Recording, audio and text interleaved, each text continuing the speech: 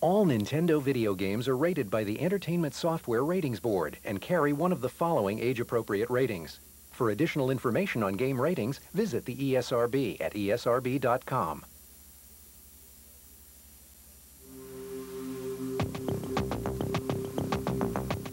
Want some great entertainment this holiday? Head on down to Toys R Us. While you're there, you can check out the great new games coming from Nintendo. The Legend of Zelda, Majora's Mask for the N64 is coming October 26th. Some consider it a sequel to the greatest video game ever. Others claim that it's much better than the original. Let's talk with the experts at Nintendo. Well, being a sequel to the best video game of all time wouldn't be a bad thing within itself. But at the same time, The Legend of Zelda, Majora's Mask is much more than a sequel. In fact, you could label it as a sequel, but then you'd have to take everything you know about sequels and throw it out the window. When you first start the game, you're riding through the forest on horseback, and then you come across a skull kid. Your horse rears up, and you fall off. And when you're knocked out, the kid actually comes up and takes your ocarina, and he also steals your horse, and that's kind of what starts it off.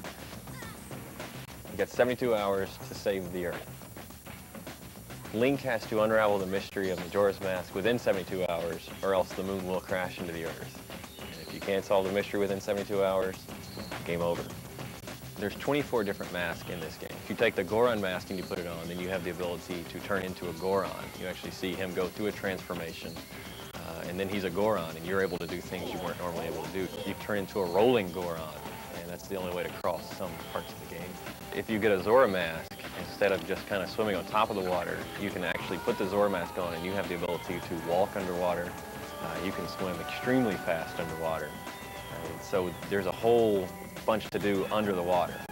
There's entire levels that take place underwater, and the only way you can do it was a Zora mask. And it's pretty graceful to watch him, kind of skim over the surface of the water. One of the things that makes the game really cool is that the whole time the clock is ticking. The moon is getting closer, and you're not going to stop any of that. You have so many things that you have to accomplish to stop this moon from falling. If you mess up even the least little bit on a couple of these things. The Legend of Zelda Majora's Mask requires the expansion pack to work. This game uses the expansion pack in a way that a lot of games haven't really used it yet. The bosses are more detailed. They'll have a higher polygon count. One boss in particular, the jungle boss, one of the first bosses you fight, if you start beating him, then he calls 6 bugs to his rescue, and so you have that many more things on the screen. If we hit him a couple more times, then he releases about 300 butterflies into the air that will attack you. It's really incredible to see all that on screen. Everybody's going to love this game. Miyamoto is known for redefining the way games are supposed to be played, and this one's no exception. The Legend of Zelda Majora's Mask, your Link, and the world is waiting on you. Reserve your copy now at Toys R Us with a $10 deposit, and you'll be guaranteed to get a collector's edition gold cartridge with this unique 3D label. If you reserve your copy prior to October 25th, you'll also get $10 off this Toys R Us exclusive gold controller, regularly priced at $29.99, now just $19.99 with this offer. Think that's it? Think again. Check out the sequel to the platinum bestseller Banjo-Kazooie. It's Banjo-Tooie for the N64, coming November 21st. It's an extension of an already great game. First off, you're given all of the old moves that you had before, and being Banjo-Tooie, there's going to be more moves, larger environments, better graphics.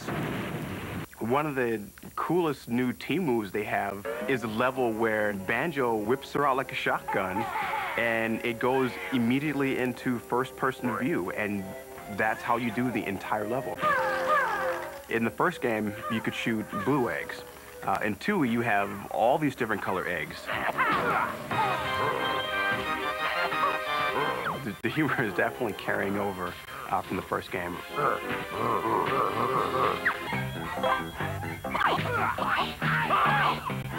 Banjo 2 has definitely given me everything that I've ever expected.